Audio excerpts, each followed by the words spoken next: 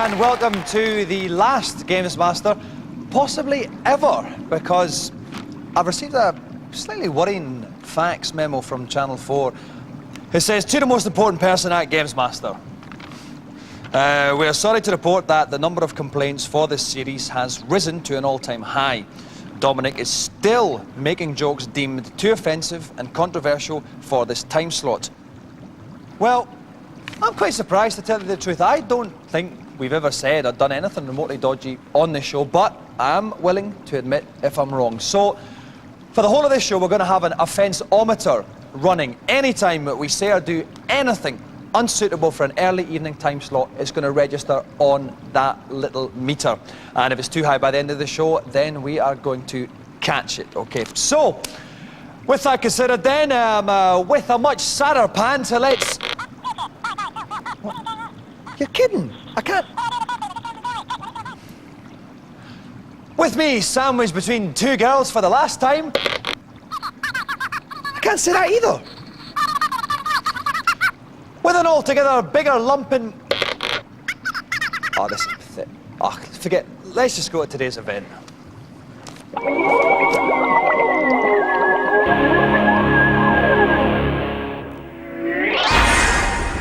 There are few games which demand more skill and accuracy than the one I've chosen for this, my final event, the excellent Time Crisis. Quite simply, the aim is to shoot the enemies without being shot. The test of good players, however, is not whether they can do this, but how quickly. That's the basis of tonight's event. It's one I'm looking forward to with relish. So, please welcome, for some top shooting people on screen, pushing down a pedal to hide and not hide type action, Mr. Tony Leung.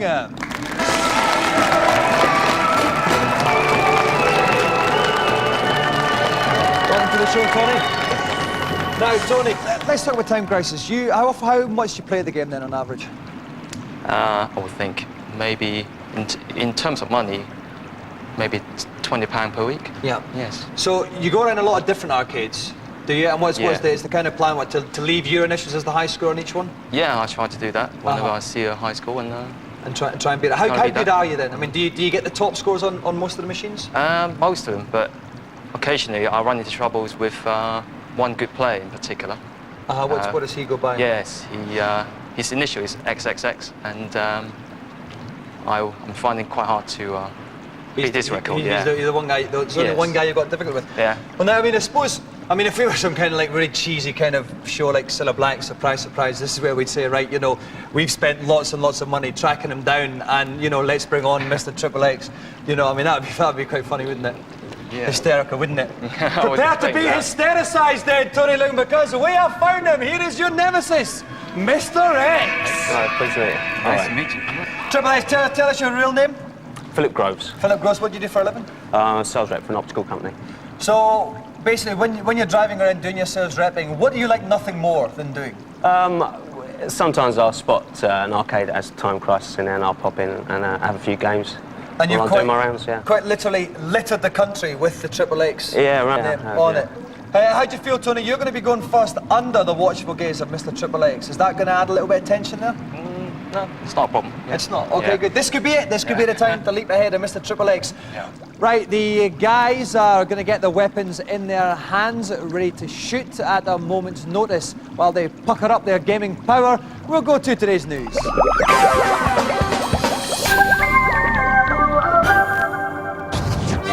In less than 48 hours' time, for 250 notes, you'll be able to lay your grubby hands on the most powerful games machine ever, the awesome N64. Already over 3 million have been sold in Japan and America since its release 7 months ago, and demand is quite literally outstripping supply. The three launch titles are the excellent Pilot Wings, the disappointingly clumsy Shadows of the Empire, and of course Mario 64, quite possibly the greatest video game ever. The next big release is Turok, a first-person shoot-'em-up that boasts some of the most impressive graphics ever seen. Future releases include Wave Race, Blast Corps, GoldenEye, Star Fox, International Superstar Soccer, and of course Mario Kart. Still some way off though is Zelda, which will run on an HDD peripheral. Expect all these games to have the number 64 after them. Cause for celebration then among UK game fans, but we'll leave you for now with some exclusive footage of Doom 64, slated for an April release.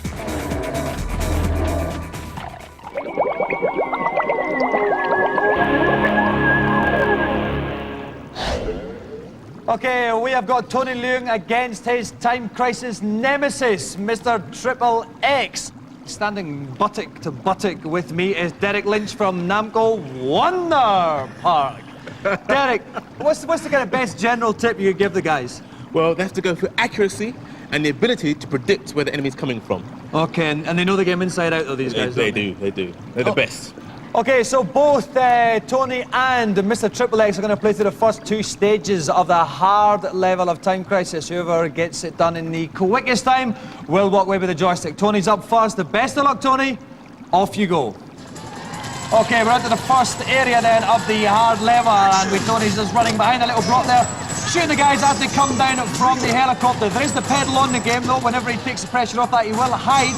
He can also reload during that time, but it will cost him some time. It's a good start though, Derek. That's right. He's predicting the moves there, and he's keeping calm, and he's very accurate. Okay, if we look at the top right-hand corner of the screen, you can see the time that Tony took on the very first part of that. That's going to be continually updated throughout the challenge. At the moment, he's number one, but of course, Mr. Triple X still to play after that. Right, Okay. now Derek, This is a difficult stage here. He needs speed to get as many shots in at this helicopter as possible. And if he's fast enough, he may be able to take the helicopter down, and he's done it! And he does it. That was a remarkably quick display there with the helicopter. You can see in the top right hand corner, he's still top 45 plus seconds so far. The bottom right hand corner, you can see the general aggregate time that's elapsed. That's it, the end of area 1, 54.35, ranking number 1. Tony goes on to area number 2 here. This is going to be tougher now, yeah? That's right. You have to watch out for these red characters. The ones in the red suit shoot very accurately. You only get one chance with them.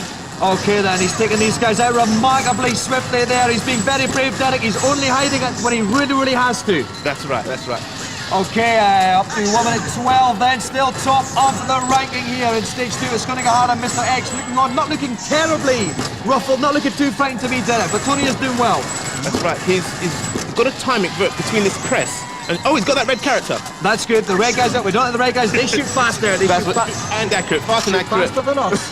Even. Okay then, we can see the time there, last 1 minute 38 seconds so far in the bottom right corner of the screen. We must be getting quite close to the end of the stage now, Derek. That's right. That's it, he's done it, in fact, quite literally very close to the end of the stage. 1 minute 43.7 for Tony Leung. That's the time Mr. Triple X has to beat. Best of luck, sir. Off you go.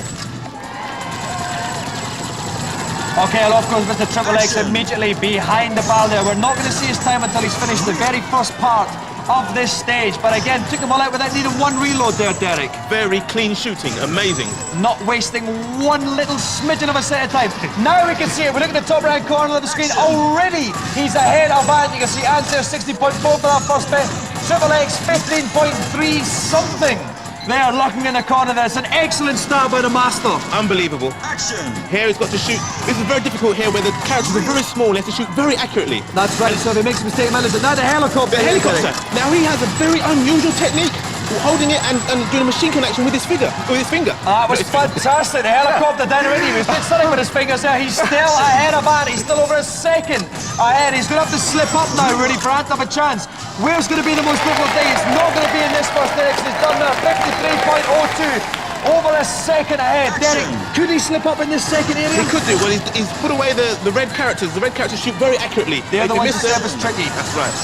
Okay then, we can look at the time there. Again, he's gone down about 0.2 of a second slower there, but still over a second ahead on the split times. 143.7 we're looking at the end of the level. This is the tricky bit again for timing, Derek. That's right, because you see the metal press is coming down. He has to shoot the characters in between the press, otherwise he loses time. And use that time when the press comes down to reload? That's right, that's what he's doing. Okay then, if we look at the top, he is there. Oh, he's got, no, I thought he got even faster there. Still about 1.2 seconds ahead up, and there's only a couple of stages left on this. Mr. Triple X showing us from. This is the last bit here, Derek. That's right, here again we've seen accuracy. He's hit the red man, and they're coming up from the top. That's it, it's almost over. That's it, Mr. Triple X, 141.13, 2.5 seconds ahead of the Tony. The winner, Mr. Triple X. Okay, guys, let's start with you there, Tony. Where did you really lose the time there?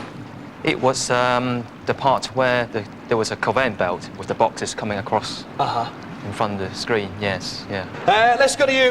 Why Triple X actually? When I was a lot younger, there's a spoof double agent film on the telly, and they had this guy on there, and he called himself Agent Triple X, and it was just a silly way of getting my initials up, really. Well, we have been very privileged today. Not one but two fantastic players, but one gaming legend, which is why the GamesMaster Golden Joystick goes to Mr. Triple X.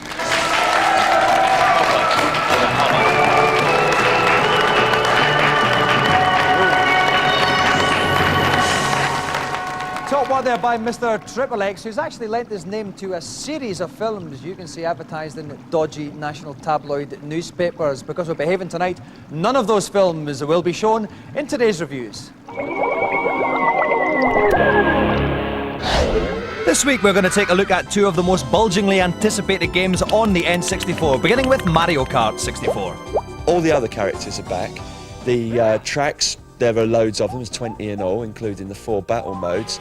It's got pickups, bonuses. 4-player mode is the feature that everyone's been looking forward to the most. You get to race around in versus mode on all of the tracks again, like in the first Mario Kart.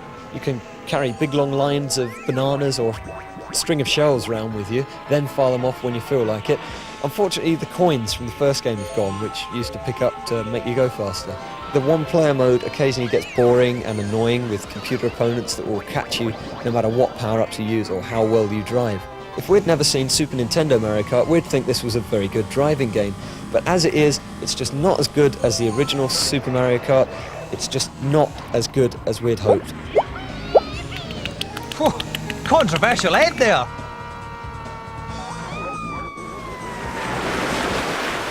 Finally, another game based on my early life as a teenager in Arbroath, Turok Dinosaur Hunter. It's got 8 huge levels, and there are warps on each level so that you can sort of like get from one point on the level to the other point, because they are gigantic. Apart from the bow and arrow, the other weapons are like the grenade launcher, the quad rocket launcher, the particle accelerator, which you actually have to charge up for a few seconds before you can fire it off. But then, of course, there's the fusion cannon. Now, this is awesome. You've got raptors, you've got triceratops, you've got natives, you've got hunters, you've got some underwater creatures. The special effects are some of the best we've ever seen, including the rest of the Nintendo 64 games. Some of the best graphics around. And overall, it's a really, really good game. And you can get details on these games on our GamesMaster webpage, unless you've got to go and have your tea. That's it for part 1 of this final show, where we are trying to behave. In the second part, I'm going to touch something wet and slippery. It's a fish, Michael Fish, on as a special guest after this break.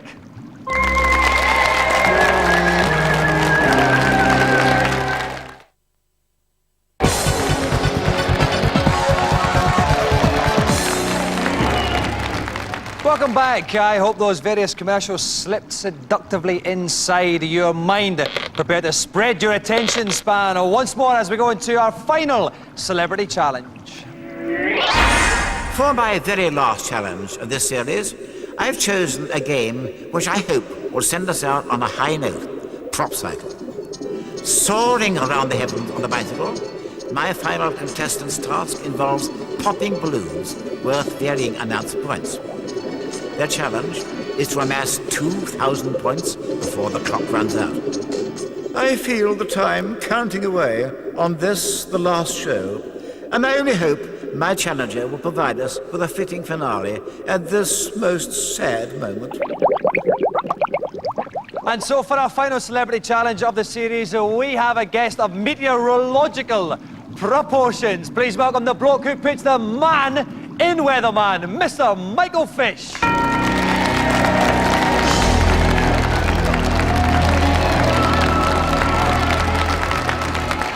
Welcome to the show, Michael. Thank you very much. Now, Michael, did you always want to be a weatherman, even when you were younger? A meteorologist, that's different. I always wanted to work with the weather in the Met Office, but more often just sort of had thoughts of doing research or something like that. Never in my wildest dreams did I ever think I'd end up on television. We're very big on fashion. on the show. Now, you've got... Are you? Yeah, well, I was hoping you could give me an assessment of my outfit then. Well, it's cheap in a way. Not cheap and nasty, but cheap because you don't have to wear ties. And I spend a fortune buying ties all the time, you see. So you get away with it. That's because I spent so much money on the lining there. Michael. See that on there? A nice little bit of gold there. Snap. Well, that's kind of more of a green though, Michael. Oh, but I went all the way to Oslo to buy this jacket. Okay, so I'm glad you got your money's worth. Okay, Michael, if you'd like to assume your challenge position upon the bike, I'll go up to the Thank you very much. position. And providing my own personal warm front is Visage Kirk Ewing. Kirk, what's your favourite kind of weather? My favourite weather is smur, Mr. Diamond. What's smur, Mr. Smur is light Scottish rain. Is it? It's never fallen on me. It's a beautiful thing. Well, we're in the presence of a television presenting legend tonight, and we've also got Michael Fish as well as me. So what advice could you give him? Well, there's a few things to remember about this game, and basically pedalling, but not to pedal too fast, right? Aim for the balloons. If you miss a balloon, don't stop and try and turn around and go back for it. Just keep going, because the balloons at the end are worth more points. Okay, thank you very much. Mr. Fish has to get 2,000 points worth of burst balloons before the time runs out. Best of luck, sir. Your time starts now. Okay, so off goes Mr. Michael Furious Fish in the top left-hand corner. You can see his timer counting down on the time. That is the first 50-point balloon he's got. He's missed the second one. The points of the balloons will go up the further he gets through the course. We're looking for 2,000 points. Only 50 so far, Kirk. Not so good, really, but I mean, he's doing the right thing. He's choosing to ignore the ones that he misses and just keep going, pushing on for the bigger points further on down the track. Okay, he's quite literally annoying, ignoring everything. Not annoying, he might be annoying everything, but I wouldn't like to say that about him. There's a 200-point balloon, and that's more like it. Takes about the 250. Misses the other one, though. Nearly goes right into a house, and he missed another one. And he missed another one. I can see a consistent theme here, Kirk. It certainly is. It's the Fish's prerogative to do so. He should have picked up that last balloon, though, because that would have given some extra time and helped him complete the challenge a bit easier. Okay, he's got a couple more points there. He's got 32 seconds there. We're nearly halfway through the challenge, and he hasn't got to 1,000 points yet. He's on 7. Oh, let's go quite. Oh my goodness, it's not stopping. That counter's going up and up. 1,050, 1,250. This is much better. 20 seconds left, Kurt. What do you want to see him pick it up now? I want to see him basically just trying to sort of not hurt anybody on the course. I mean, he's got to get the biggest points he can, and at the moment he's just sort of careering around like a mad flying fish. He's only got 9 seconds left. He wants to get some kind of like balloon to extend his time, otherwise he's not going to do it. The time's ticking out. 3, 2, 13, 15. Oh no, he's got a time thing. He's got a time thing. He's back on 12:15. He's in a cavern, Kirk. He's in a cavern. There's another time balloon here. So if he picks this one up, yep, he's got another few seconds adding onto the score. That's a good bonus for him. It's quite literally the secret cavern of extra time.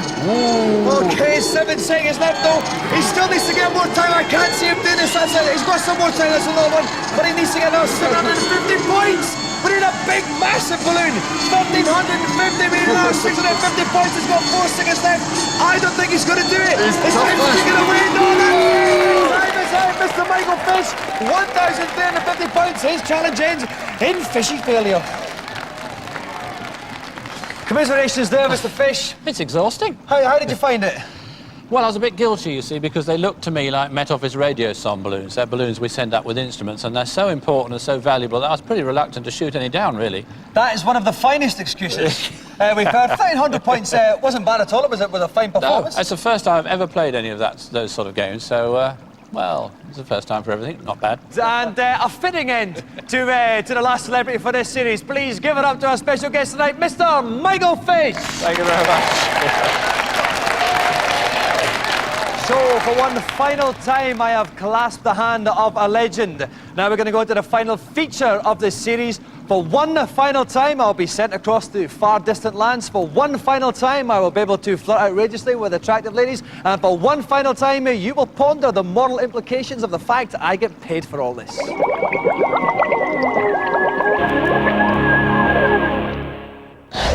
We had a number of options for this week's feature. We could have covered binary code programmers in Leicester, machine operators in Swindon, or glamour models in Tampa Bay, Florida.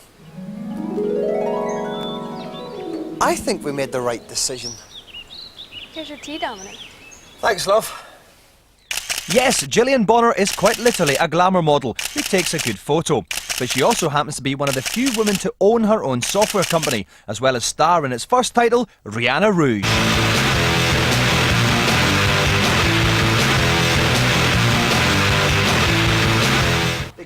Like me, Gillian's a person who's very comfortable with her body, but as we sat chatting by the lagoon that backs onto her splendid home, I couldn't help wondering. So, Gillian, what's a lovely lady like you doing in a horrible industry like this? Well, I was interested in high school, and then after modeling in New York for a number of years, I retired from that and opened a mail-order computer hardware company. Was it easy to get started off? Well, it took money, and I rounded up the most knowledgeable people I could to help me, and of course I learned a lot by doing that, but I hated that part of the industry, so it just wasn't creative enough. So, Rihanna Rouge, what's it all about? Oh, well, it's about the making of a superhero. She starts out as a really downtrodden, abused secretary with no self-esteem, and through the player's choices, she eventually ends up as a superhero. Right. Gillian is very much the driving force of the company and is well versed in the intricacies of game production. Each section of the game was meticulously storyboarded before Gillian and her pals upped sticks to shoot the live action material in a studio in Los Angeles. Ready, action. These chroma key scenes were later composited into the various environments that Rihanna encounters. Her progression from timid secretary to hard-as-nails superhero is mirrored in a selection of eye-popping outfits. Okay, so we've come into Gillian's private study here where I'm going to take a look at her pants, basically. So Gillian, show us some of the costumes then that you wore in the game. Okay, what little costumes we have here. Yeah. This is was worn in Fun World, which is pretty cool. That's nice, very Alice in Wonderland. Yeah. This was Tree World, and it was a really great world to work on. Uh-huh. All tribal and feathered. There are some members of Parliament in Britain that wear stuff like that regularly. Just, yeah. They do, trust me. I believe you. Yeah. This is the final, when she becomes a superhero, she wears this outfit. With all the spikes and chains and everything. That's Great. cool. Yeah. It's just a pity that none of them come in my size. Indeed, Gillian's no slouch when it comes to giving the public what it wants. No doubt when Rihanna Rouge hits the shelves later this year, Gillian Bonner will be not only beautiful and intelligent, but wealthy too. No wonder I took a few precautions to make sure my stay didn't end too soon. Well, that's it, and Gillian's very kindly offered to give me a lift to the airport.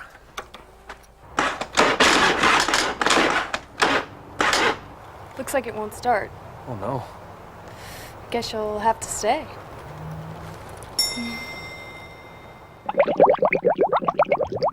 Okay, that's it. The end of the show, the end of the series, and if we take a quick look at the offence-ometer, I am amazed. I mean, it appears to have swelled to erect proportions. We are quite literally in a lot of trouble. I'm hearing the Channel 4 No Fun police are on their way down, and the future looks grim. So, I'm sorry, I mean, I feel kind of quite responsible for all this. So I guess I'd just like to say, well, apologise really to all the old people who feel I've made terrible jokes at their expense, to all the parents who felt we've corrupted or tainted their children in any way. I personally would just like to say, I don't give up. The GamesMaster website has now left the building. Well, thank you very much.